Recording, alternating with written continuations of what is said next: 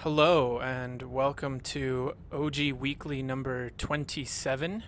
Today is June 19th, 2011, and I am Anton. And yes, And I am Silverfish.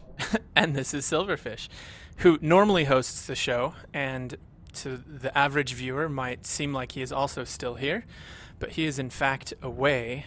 Why don't you tell us real quick what you're up to this weekend? Yeah, so this weekend I am in. I'm in not my home. I'm somewhere else. I'm at the Dreamhack this time, and I actually don't have my computer with me to Dreamhack. I am here mostly to watch StarCraft 2, so therefore I didn't really need a computer. If I would have brought my computer, I would have been away from it most of the time, anyways. So yeah, I'm at DreamHack watching StarCraft 2, and I have now taken the bus into Jönköping and gotten into an internet cafe, and I'm making Overgrowth Weekly from here. Awesome. Well, we're glad that you were able to make it. Have you seen any good StarCraft 2 playing or anything else exciting that you've seen there so far? Have I seen any StarCraft 2 playing, or what did you say? Anything that is really interesting that is worth sharing? Oh yeah, yeah. I have. I've seen a lot of very awesome StarCraft 2 players. I don't know how interested people are in StarCraft 2, but I've seen like Huck and Morrow and let's see, White Raw, and of course Day 9 and Apollo, and a bunch of other guys like Moon and MC, and yeah, a lot of StarCraft 2 players. And I also Morrow, who is my favorite StarCraft 2 player. He's a Swedish guy, a Swedish Zerg player. I actually shook his hand. I asked him if I could get a hug, but no. I guess he's too Swedish for that. Very Swedish to deny a hug.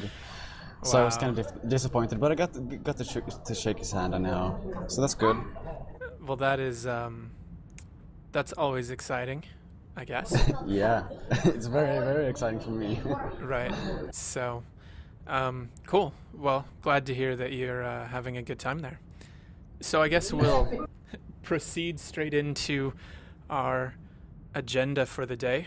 And as always, we're going to start off with the changes to the alpha for the week. And this week, there was more emphasis on combat, as we've been seeing for a while. So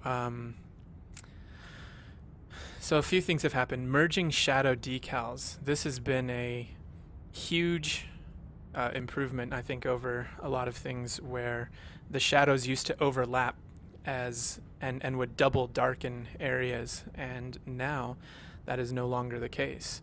So I'll flip over here to Overgrowth, and we'll just show it off. I'm going to turn off aggression.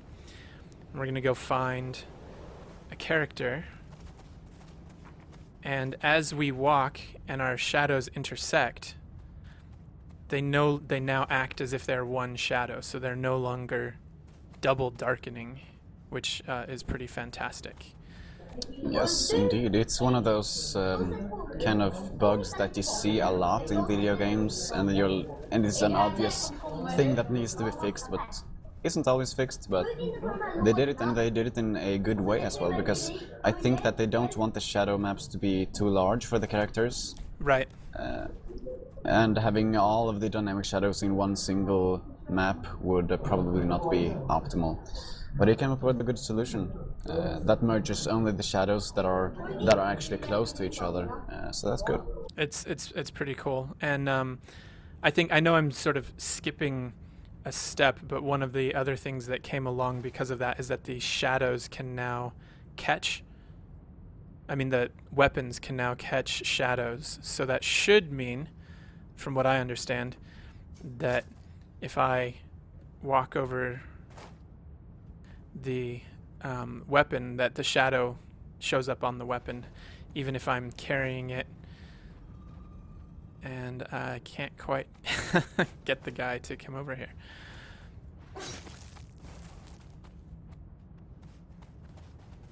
There we go. So now we should be able to walk, and maybe if I can do it, get the...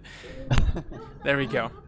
Yeah, you can see the shadows casting on the ear. It's casting on the blade of the weapon as well. So, which is very cool and helps add to the realism.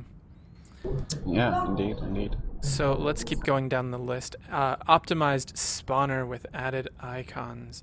And this was the addition of Last's mod into the browser. So if we look, you'll see that there's now an O2 tab and a long list of all of the available objects that you can now load into the game. This is great because they used to be that you had to go into the individual folders to load things. So this helps speed up the process for modders.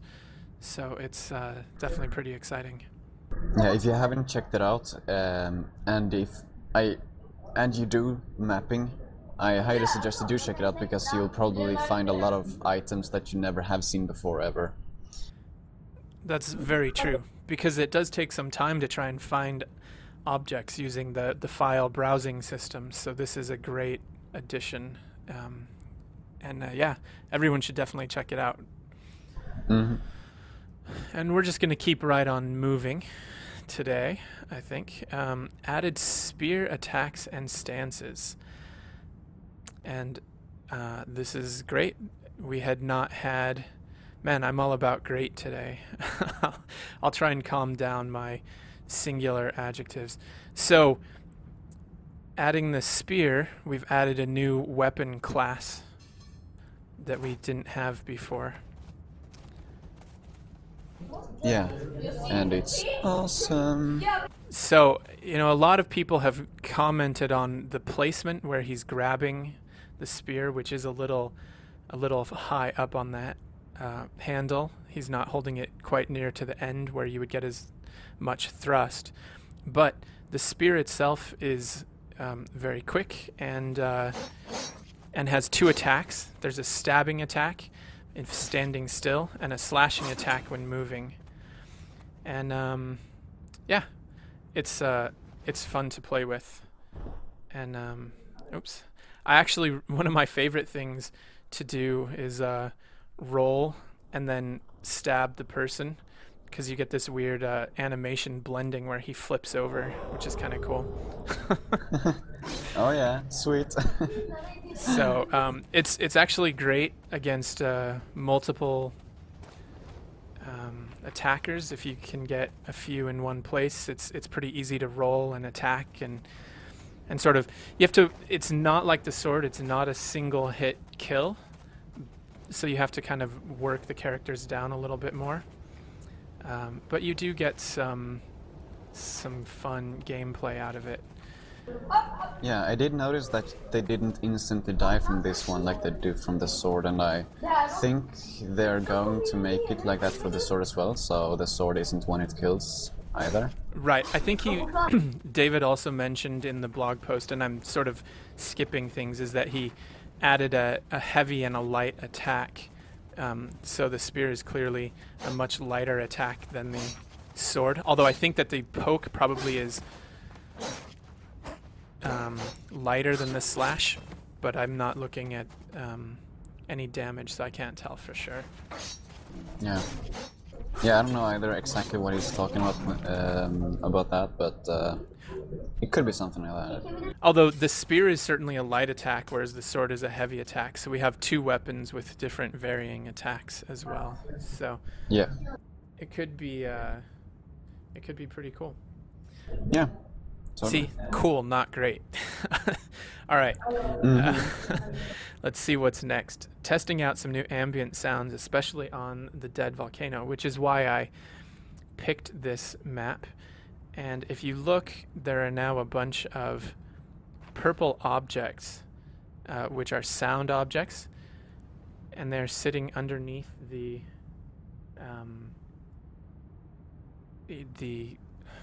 whatever these things are called. Crete thingies? The Crete things. Yes, and right as you said that, the sound actually activated. It's not a constant sound, although there is a constant ambient sound to this whole level, but you can sometimes hear the Crete There it was. Growing is the idea. So Crete is supposed to be alive in this game. So all of the Crete will be creating these kinds of sound effects. And I believe there was another one.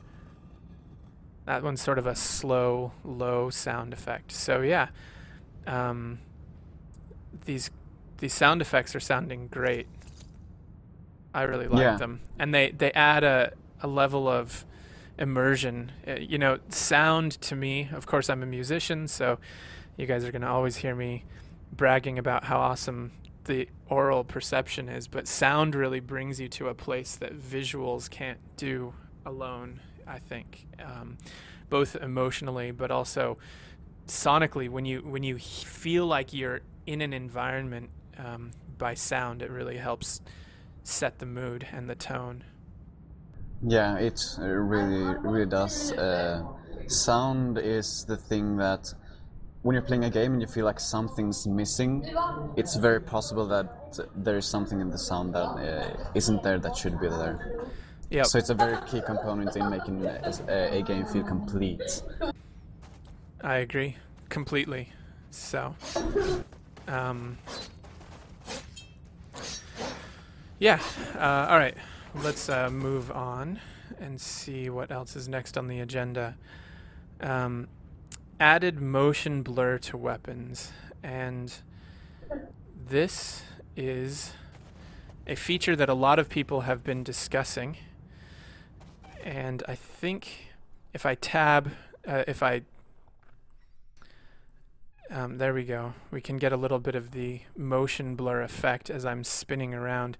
You'll see what David has done is he's added not a blur, but actual multiple variations of the spear being drawn at the same time.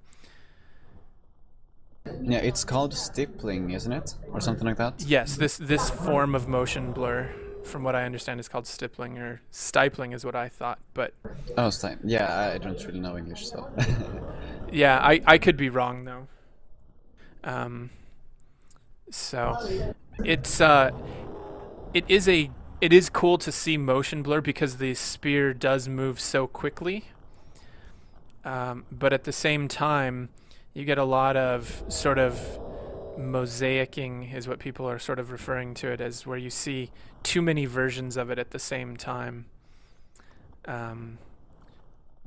So we'll see what happens. It does look kind of weird when you do it in slow motion, but when you do it at normal speed, I think it looks great. And from what I understand, this kind of motion blur is very, very simple to do, not very heavy on the computer if you compare to real motion blur, if you can call that. To the traditional motion blur. Yeah, the traditional motion blur, where you, just basically blur it somehow. I don't really know how that works either. So here you can see the same motion blur as I'm rolling. You see the back end of it flipping around. I do think that it adds a lot of useful information. So we'll see if David stands by his guns or listens more to the crowd, which has happened in the past. You know, if people want to see certain things. Yeah. So we'll see. I'm happy with it so far. The only thing I don't like is every once in a while when standing, I feel like just standing idle, I can see some of the extra pixels, and especially like on the spear tip, every once in a while I feel like I see weird artifacts, but it's definitely not a key element to the gameplay at the moment. Yeah. Which is definitely what he's been focusing on. Yeah, I think the problem he had, if you can call that, was that the attacks for the spear were so quick, so you couldn't really see the spear well enough while doing the attacks. So adding motion blur makes it much easier to see. Right. So it's not just there to be a cool effect, it actually has a use in the game, which is very cool. Yes. So, I also noticed one other thing on this spear animation. When you thrust, the hands actually slide down to the end of the spear, which a lot of people were complaining about. And I guess it didn't really bother me because he does slide the hands and gets that extra reach right there. See? Yep, I saw. I think that might have to do with the motion blur. It feels like almost, you know how we added before, he made it so that weapons stayed closer to the hands? Because we had a while where when you moved around, the weapon would basically lag behind the hands. It almost looks like it has that problem again, like that's back for some reason. Yeah, certainly in the slow motion I see that a lot. So we'll see what happens with that. Yep. All right. So, go ahead. Yeah, I just wanted to add, and of course, I would like to know how this would look on the characters. That would be interesting to see. Yeah. If that's even possible. I imagine, since he's mostly been working in the scripting layer, that it might be moddable, so it might be easy to implement, but I can't say for sure. We'll see, I guess. So, adding distinction between light and heavy cuts. I think we sort of discussed that already. Adding cut lines, like cut planes, but for stabbing. The cut planes and the cut lines are great in this game, where when you slash, the blood shows up along the line of the slash, and when you stab, the blood shows up where you stabbed the victim. And yes. That is pretty fantastic. It actually is, and especially considering, you know, what will happen in the future when he adds the good blood that actually drips down per texel and not per vertex as it does now. Right. It's going to look a great dynamic blood in a video game. That's probably a first, actually, where it's truly dynamic. Yeah, I don't know much about that since I haven't studied the blood dynamics in other games, but it certainly sounds cool.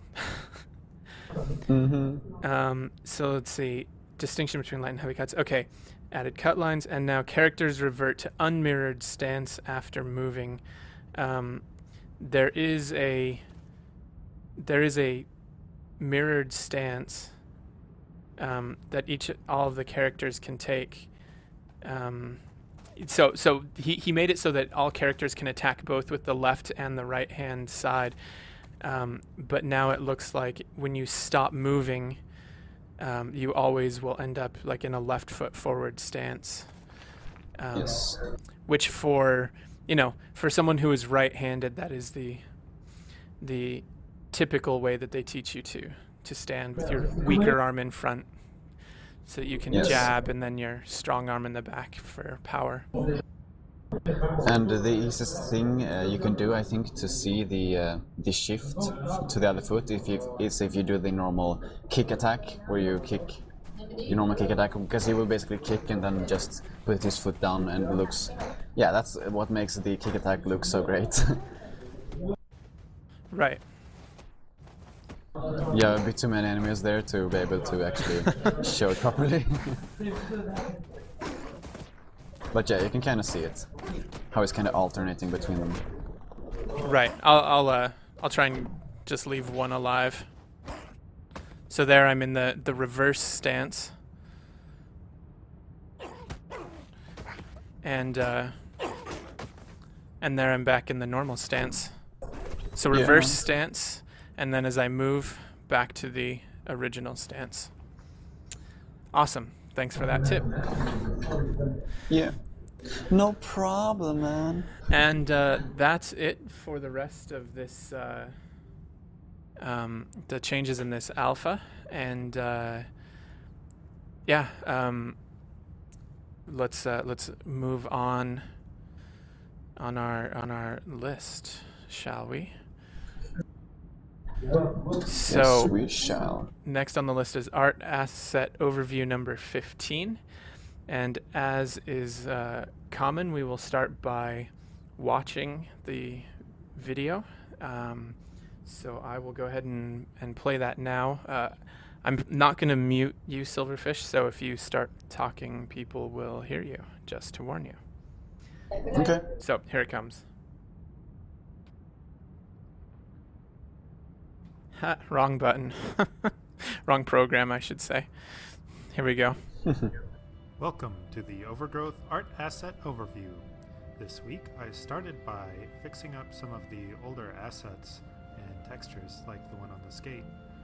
I added some more color variation to the base arena detail maps, and I started working on this statue and a little door here to plug these holes on this building. I was pretty happy with how the arena assets are for now, although I might take another pass on the textures later. So I started on a new thing, the obstacles for inside the arena. Right now I'm just building some prefabs using existing assets, but I think they look pretty good, and they might actually be good enough for the game. So it's useful to prototype this stuff anyway, because you get to see what works and what doesn't.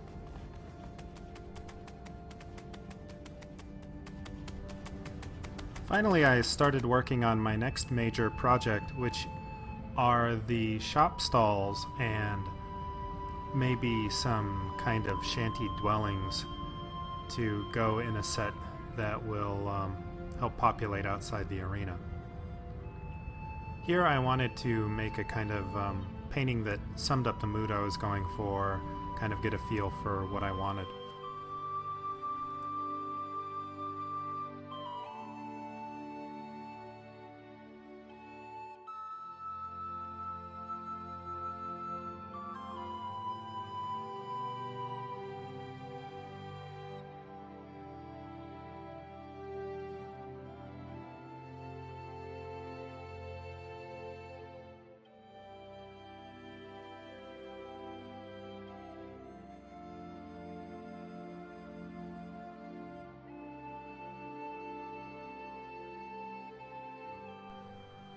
The next step was trying to visualize how some of these assets might look in the actual game engine. So here I've painted over a screenshot to give myself an idea of what this will actually look like.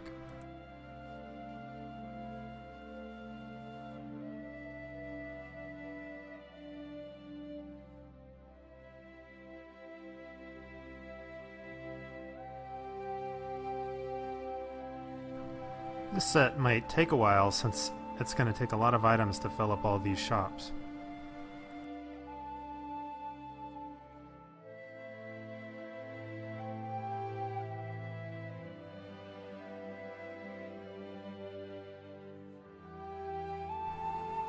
In this one I'm working out some of the specifics of the actual assets. I want to have a strong plan before I start on them, because there's going to be a lot of them, and I don't want to get bogged down in details when I'm just trying to make as many as possible.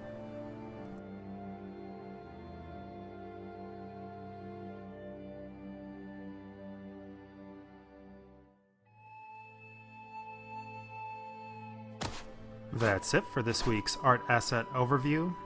Thanks for watching, and don't forget you can pre-order Overgrowth at wolfire.com/preorder. Thanks.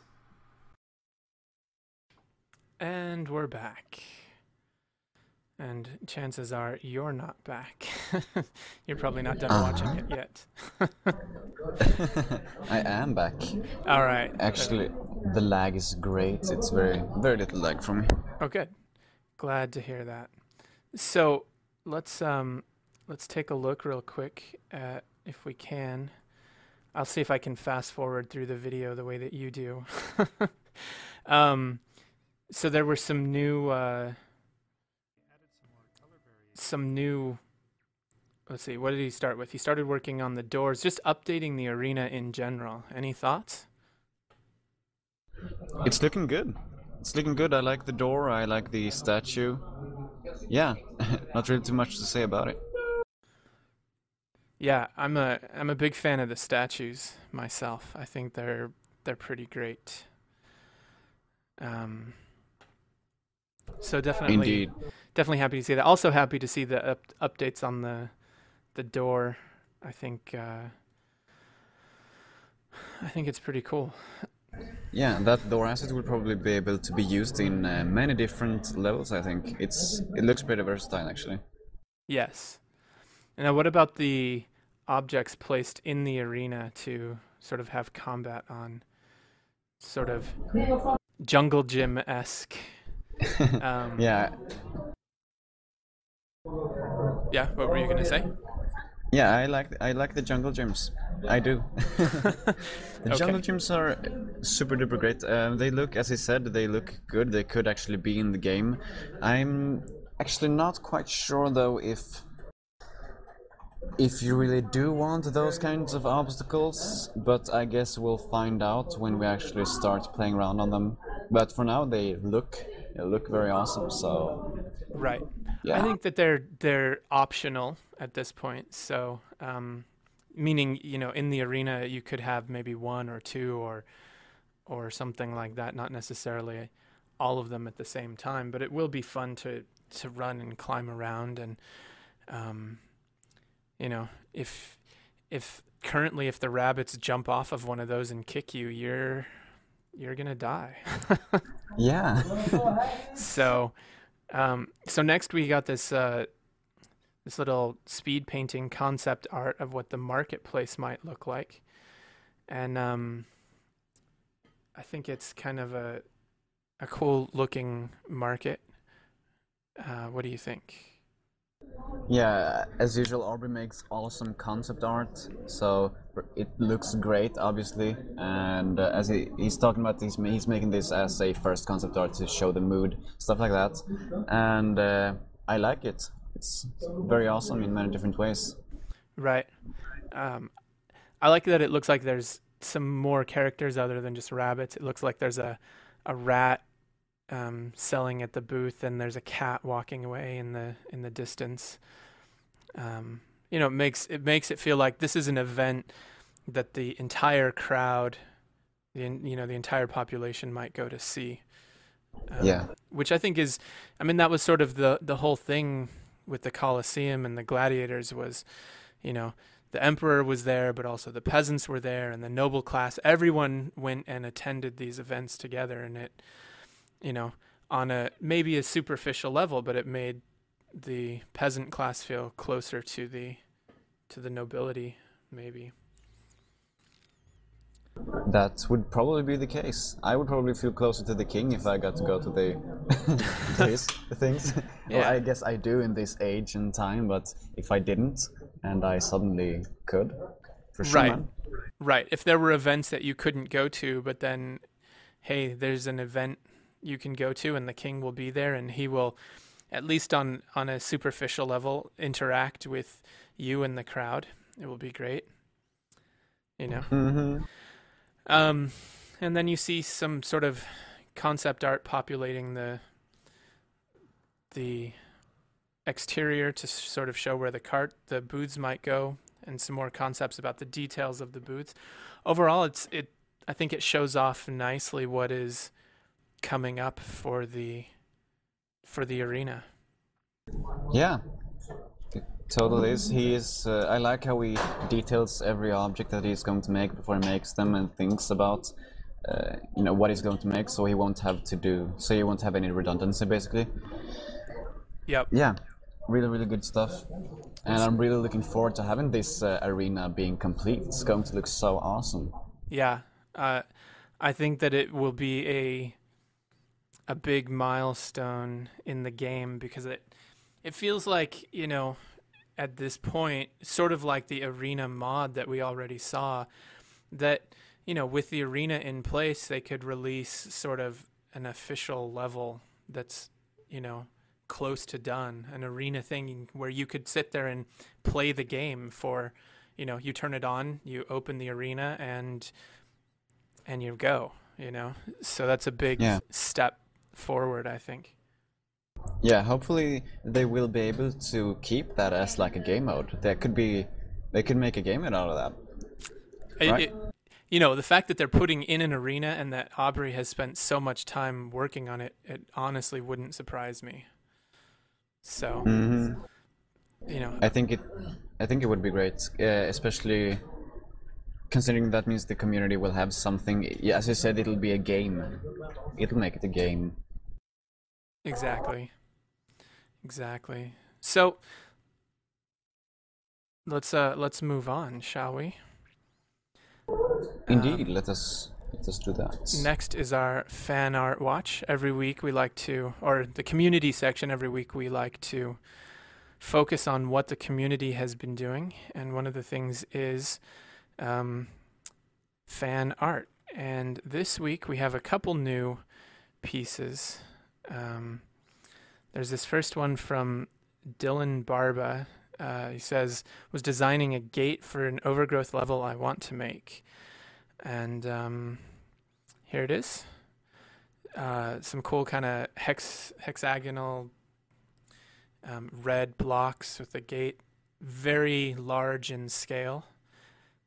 So it seems like it's the entrance to an epic city or something. Yeah, this image is awesome in many ways. Very like perfect amount of detail, not too much, not too little. You can make something really great out of this. Exactly. I mean, the gate could be used for so many things, and yeah, let's hope that he actually finishes and makes the gate. So yeah, we'll see what happens.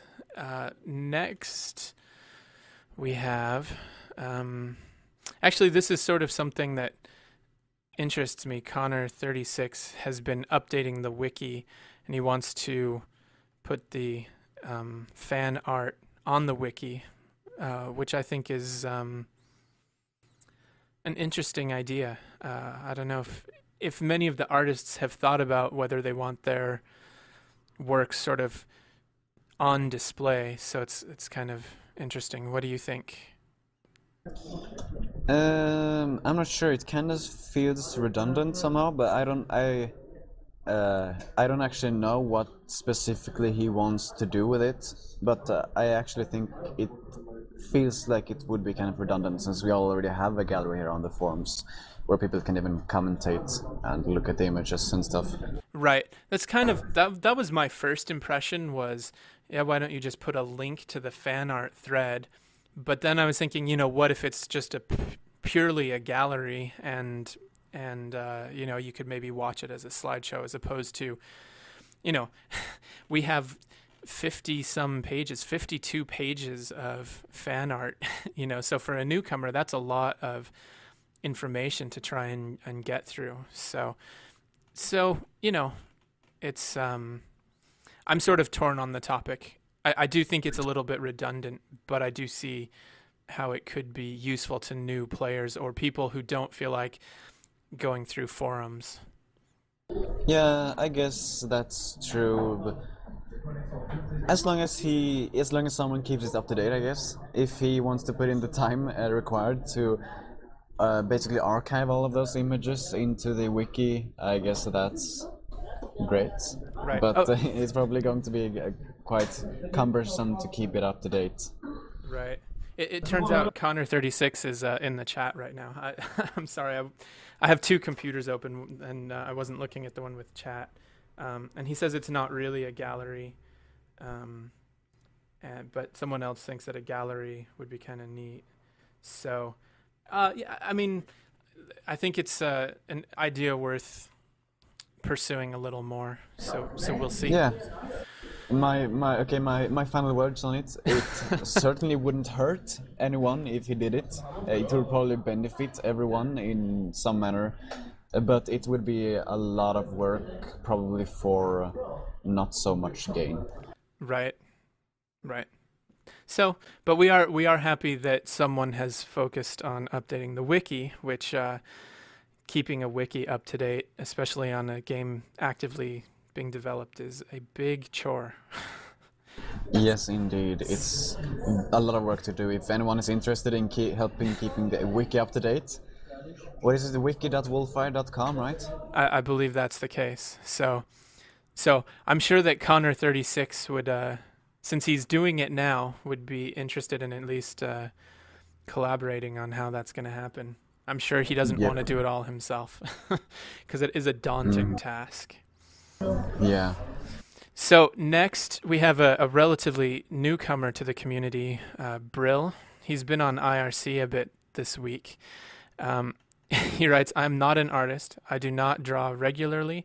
This is my second time opening up Photoshop. And he only made this so that he can hear Silverfish's sweet Swedish vocals regarding this." So I believe, Silverfish, this is a call to you to take a look at this image and tell us what you think. Well, you can see that he hasn't opened Photoshop a lot, and that he's not an artist, but it's pretty good, I'd say. I mean, before I had opened up Photoshop many times, I was probably a bit worse than this even. But yeah, it's actually looking quite okay. He's got all the details right and stuff like that. Some of the anatomy is a bit weird, some of the proportions, I think it's called even. He's also kind of, it looks like his legs are and arms are like together, but he's leaning, really far to the right. Yeah, so his center of gravity is a bit off, but at least, at first glance, you can tell, one, it's a rabbit. Two, there's a building in the background that's behind him. And, that is certainly a start.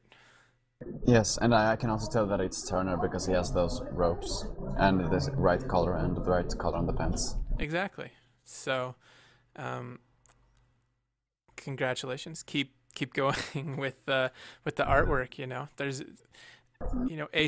we all have to start somewhere. So yeah, keep going, I say. Totally. I mean, there are tutorials online. There are tutorials online. Check it out, man.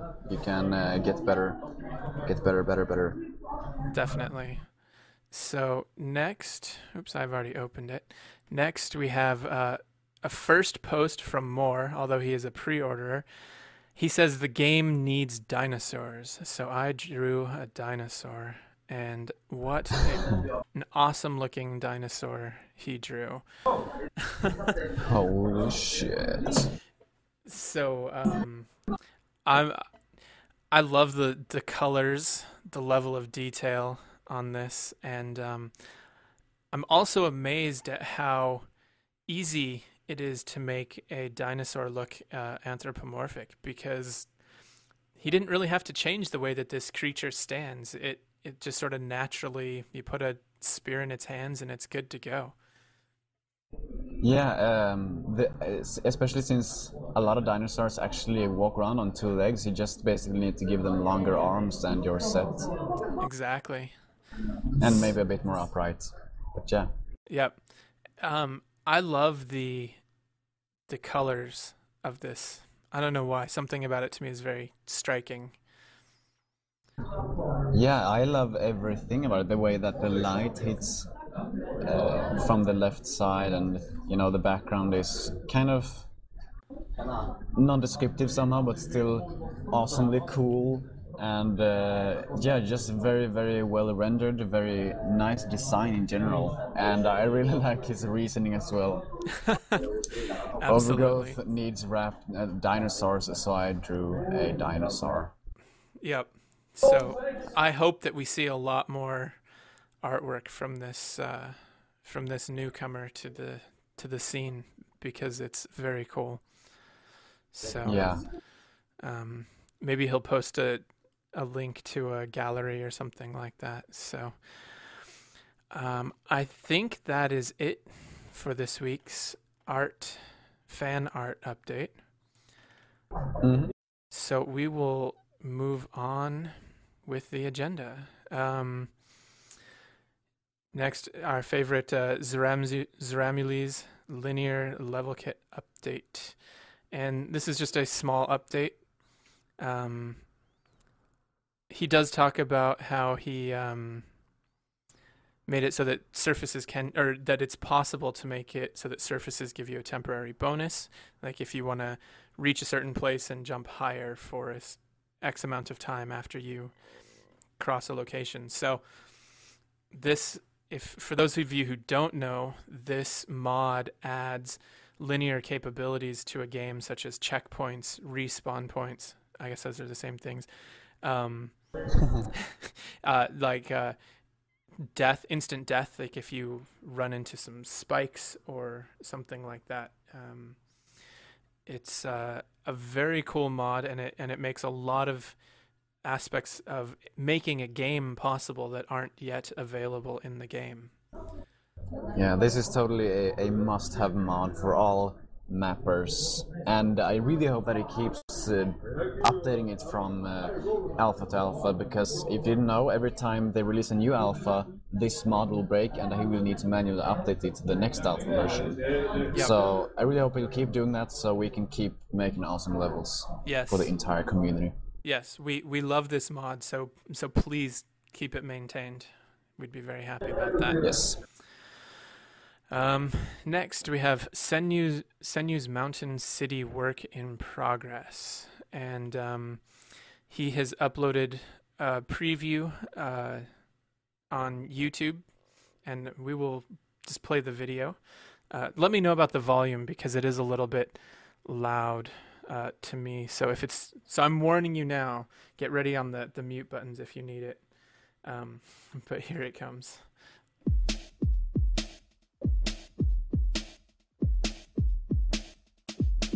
Seems pretty good, I think. Yeah. Yep. Okay.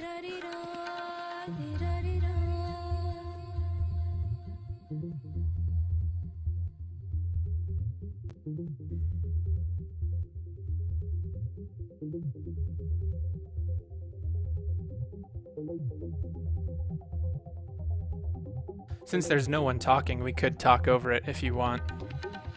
Yeah. I like that there's a lot of stairs and a lot of places to go. Yeah, this is kind of a very, very rough level layout thing, and I have to say I like that he does that in the first place, because it's always more important to have good gameplay than it is to have a pretty looking level. Yep. And it's looking like a town. Even though everything are just blocks, it still looks very, very cool, actually. Yes, absolutely. So he's kind of running up the stairs here for me right now. Something I noticed though was that the stairs don't always seem to connect. Like the first stair he ran up felt kind of awkward, the angle that he had to walk out of the stair from. But I'm sure he'll sort those things out before releasing the level. Yeah. And another thing I like is that the stairs don't seem very super regular. They seem kind of irregular somehow. Kind of hard to explain, but sort of man-made, like they weren't made by a machine or something. Yeah, exactly. Yeah.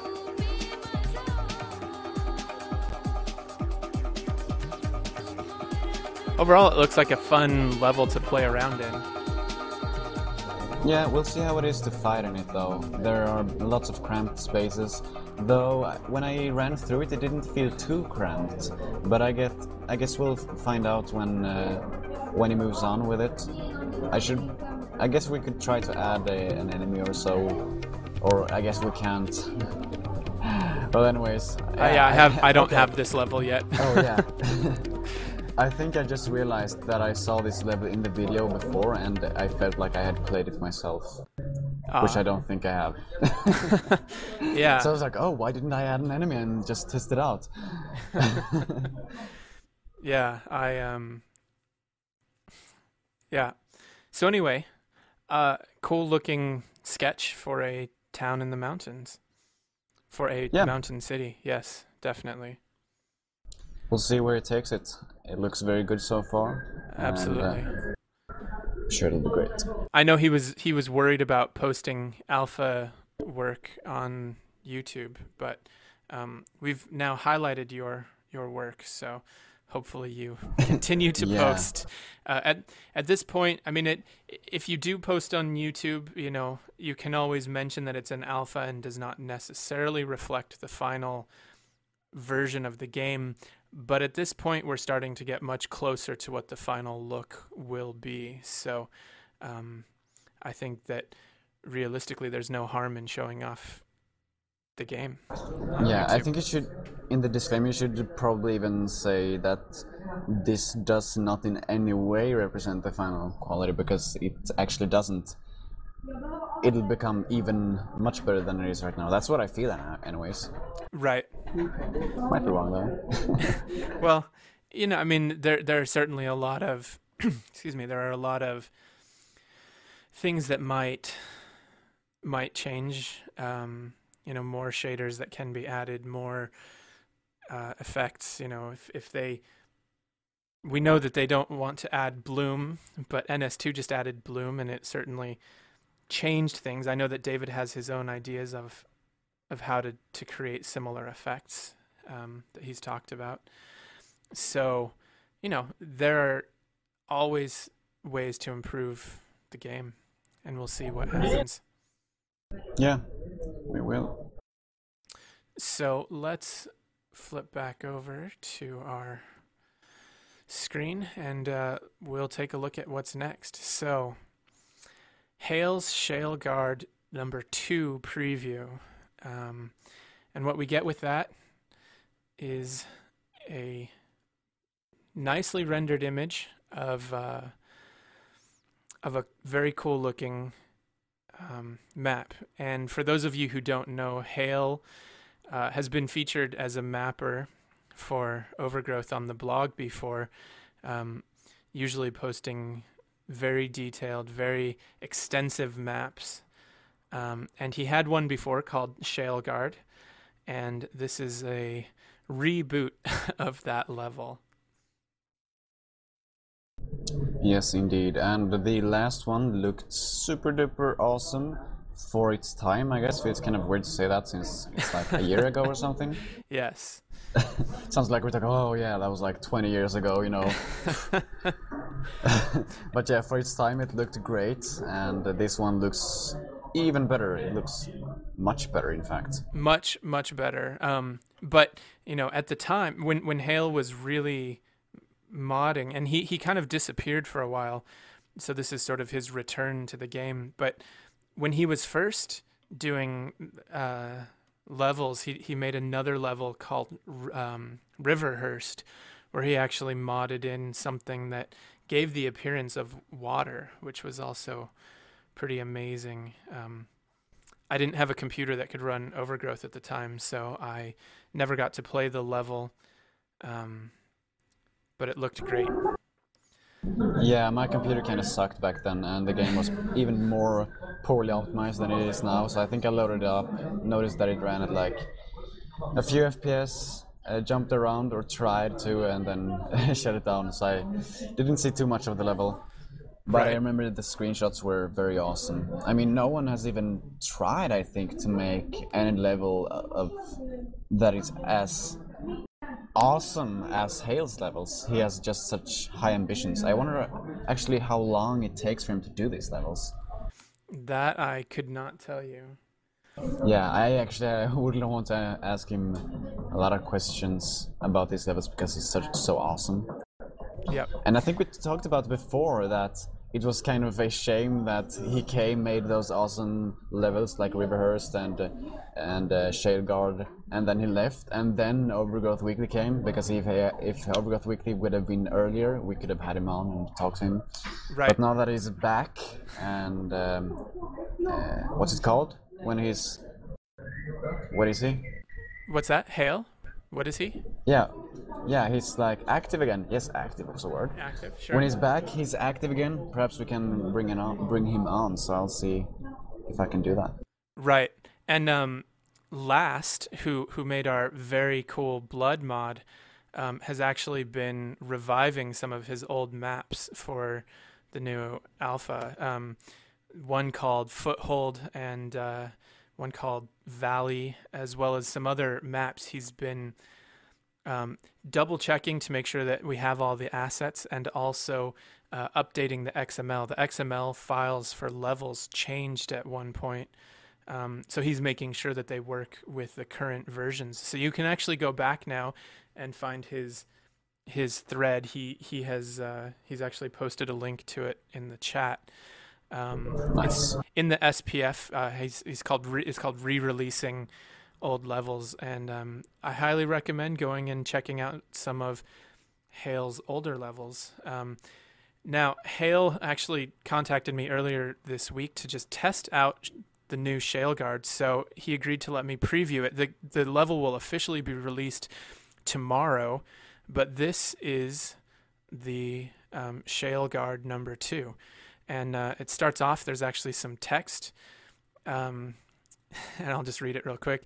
The guard has just attempted to arrest you on the grounds of treason. You killed the first guard, but you must reach the citadel to talk with your uncle, holder of the crown. Try to be stealthy, use the less traveled path to reach the top. Good luck.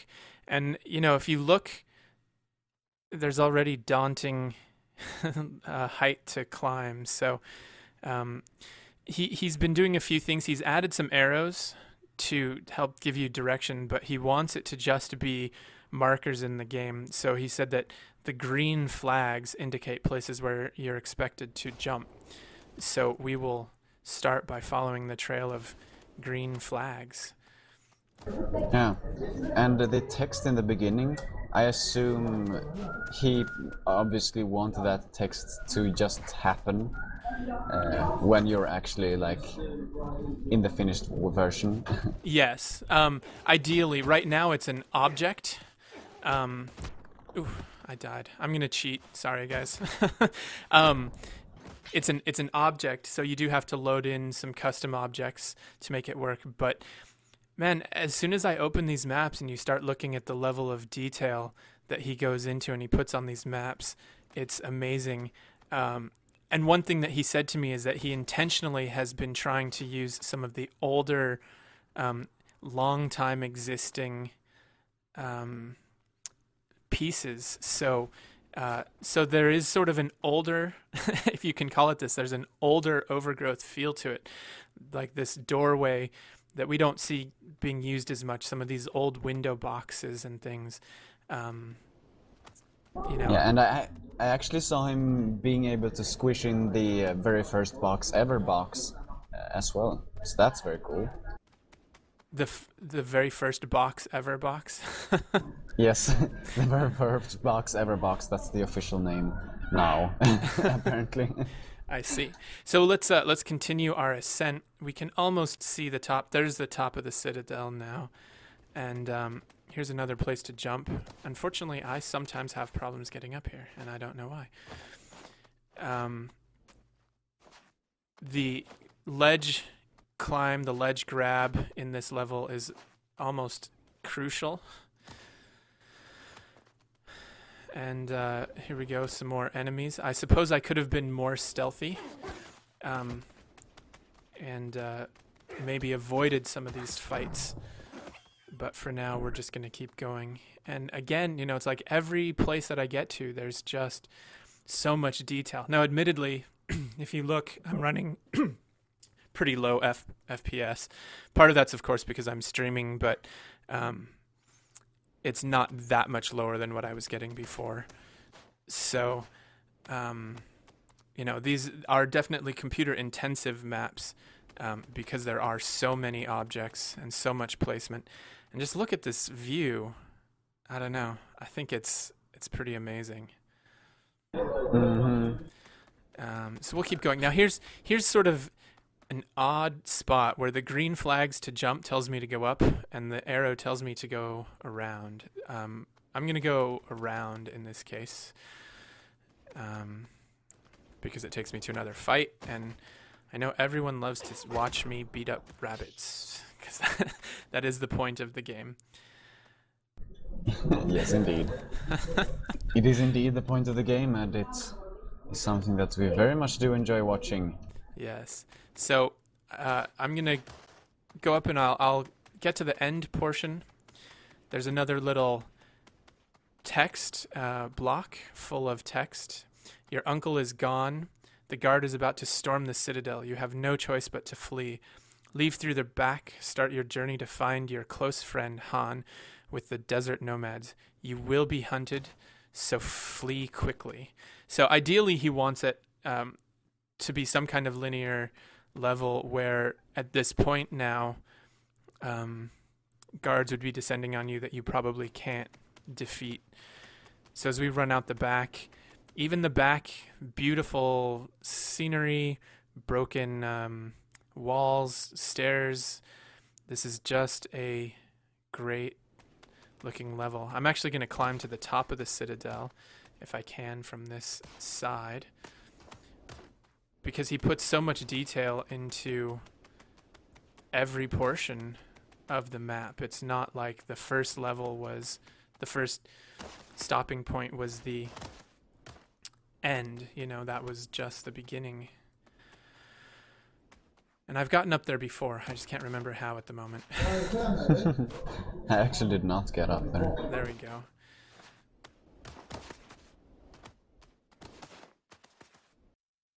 And on the FPS that someone was talking about, on my computer it runs at about 30 FPS, and this level has how many APCs? APCs. Hopefully no APCs. It has 4 NPCs. Yes, and yeah, I don't know if you could perhaps remove some of those. Probably not. I think all of those are needed. Perhaps one could be removed. Yeah, I mean, perhaps. So if you have a really bad computer, like if you have a pretty bad computer or a normal computer, you might not be able to run the level at a good frame rate. Right. But it's still very much worth checking out because of just how it looks even when not in motion. Yes. Here's another point where I really see that he's going into detail. He loves this this robed figure. He's used it a lot in his maps, but he really has made it look like it's carved out of stone by placing blocks, and I don't know, just the amount of detail and time that he takes into creating this look and this feel is pretty amazing. So yeah, it really is. Way to go, Hale. And we've talked about I have good reason to believe that there will be more maps coming soon, which actually brings us to our next topic, which I'm going to start loading it now because I have a preview of this one as well, called The Cave. And as I flip back over here, this is another one where we got it from Zamzix, or Zam as he often goes by, called The Cave. It's empty in the valley of your heart, and we get another preview, another release date of tomorrow, and I happen to know that the two of them have been working together on these maps.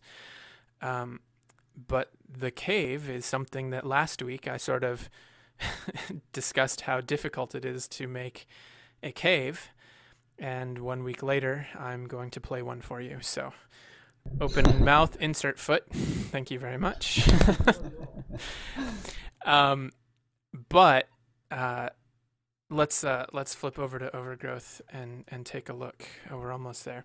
So the idea of caves in Overgrowth are amazing, and how he achieved the cave is pretty cool. I'll let you guys figure that out on your own. And this is one level where rendering shadows and ambient occlusion is almost a must. So I might suggest to them that they include it. And here is this canyon that he talked about. And it's pretty cool. There's actually some stairs up here where you can get a little bit of a better view. Opening up. And yes, I'm very excited to see this kind of, canyon Lots of places to jump around, lots of platforming that you can probably find, places you can climb. But here's the center focus of this level right here, is a cave in Overgrowth, and here I go inside. And all these stalactites and stalagmites, open spaces. It's very cool. Very much feels like you could get lost in here and perhaps die if you're not careful. Like that. Like if you run into a wolf, for instance. Exactly. You could die twice if that's possible for you.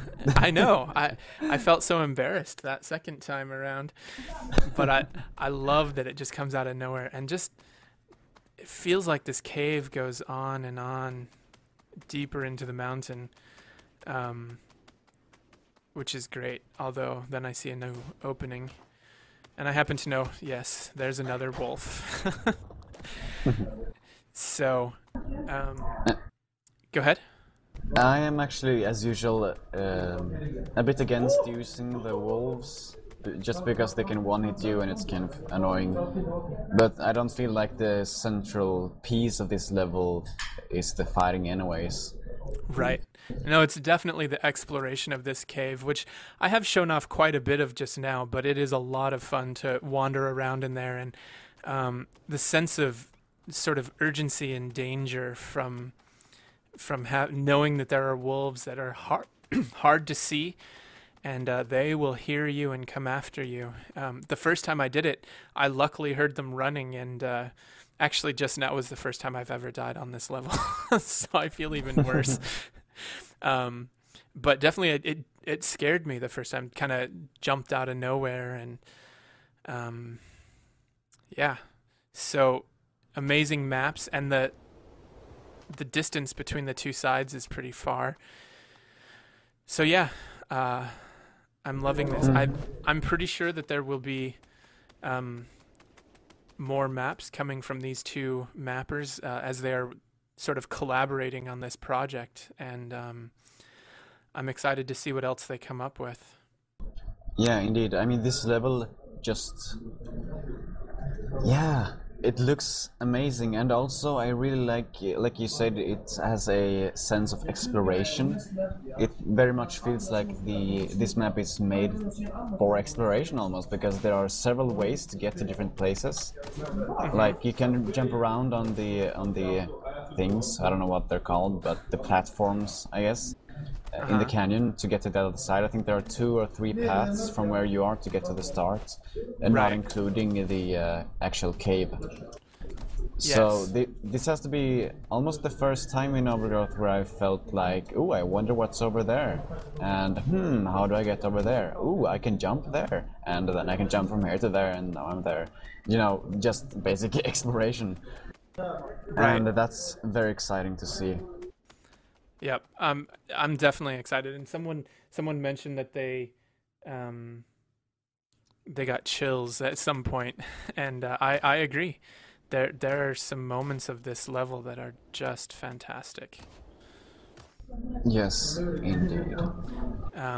So the two maps, or these two maps, have both been worked on by Hale and Zam, or however, whatever his full forum name is. It's Zamzix, which is always a lot of fun to say. Yeah. So yeah, so look for these two maps. They're both previewed in the project show-off thread in the SPF, but they will be available tomorrow for people to download. And really looking forward to seeing, to seeing more maps from these two guys, and hopefully you guys get to play these soon and really enjoy it. This map is much easier on the frame rate, and has no custom objects, I should mention. So everything that he did to make the cave, he used pre-existing assets, which is also very cool. Yeah, and like Anton said, you should absolutely calculate the shadows and ambient occlusion for this level, and it's quite easy to do so on the computer. That is. Yes. So Yes. a lot of people will be able to actually calculate the shadows and ambient occlusion, and if you're able to, you totally should.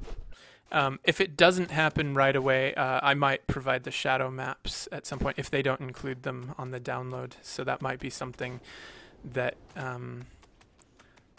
maybe we'll add in once the final version is released. Yep, that would probably be ideal. Yep. So cool. Well, let's move on, shall we? Oh, I survived. Okay. I was hoping to die. So I think that our last thing for today is we actually went overtime. Our last item for today is our tweet of the week, in which David had said he's working on properly disposing of RAM when switching from one level to another.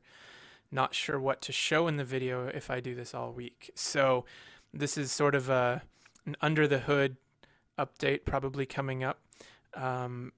But it may mean that level switching within the game is right around the corner.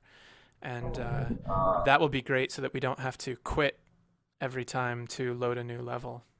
Yeah, and then people will start asking asking to add triggers to the game so that we can change levels through triggers, of course. Yes. And that will be great. That would be great.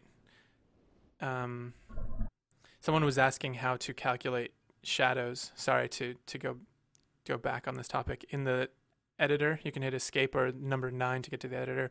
Click on edit, calculate shadows, calculate ambient occlusion. All right. So yes, having, what did you call it to move from one level to the next? Switches or something? Yeah, like level switching, or yeah, basically. Right. Which would be cool because then you could make a series of linear levels. It means you can create a campaign that you can play through from one level to the next. Yeah. So super awesome. And also, by the way, when you have calculated the shadows, hit Control S to save the level, and when you have calculated the ambient occlusion, hit Control S to save it again. Yes. Because otherwise, when you load it again, you'll have to recalculate them. Yeah. That's always odd, isn't it? Mm-hmm. So anyway, I think that is it this week for OG Weekly, unless you have something else to add.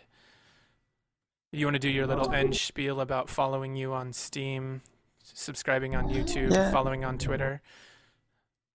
Yeah, just go to OGWeekly.com to see the countdown, the agenda, and follow OG Weekly in all the places possible on Steam, Twitter, and YouTube. Right there, you have the icons.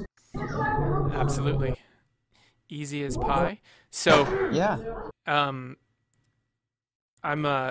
not officially announcing my retirement, but in about a week, I'm going to be starting a TV show. So it is possible that my appearances will be less common, unfortunately, I'm sorry to say. So I'm trying to give you at least 1 week's warning. We'll see what happens. No, we don't have a Facebook page, someone says. We do not have a Facebook page. So, yeah, we probably should. Yeah. So, someone is also we'll wrap up the show. I see some more questions that we can answer in a few minutes. But for now, we are going to sign off. And thanks for tuning in to Overgrowth Weekly. And we will catch you all next week. And after, let's see, I'm going to play a little bit of music right now to sort of signify the end of the show. Afterwards, I may be doing some live music composition type stuff, is the plan for today. So stick around and we'll get to that momentarily. Yep. See you guys later. See ya.